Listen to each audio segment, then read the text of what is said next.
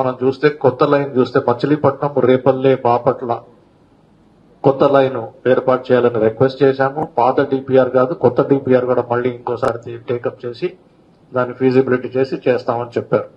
అయితే మచిలీపట్నం రేపల్లె అనేది ఆల్రెడీ ఇంతకు ముందే డిసైడ్ అయిపోయింది.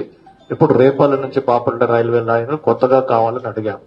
అదే విధంగా మనం చూస్తే విజయవాడ నుంచి గూడూరు వరకు 2 స్టేషన్ల మధ్యలో 3వ లైన్ ఆల్రెడీ శాంక్షన్ అయిపోయింది. కమిషన్ కూడా ఇప్పుడు అవుతుంది.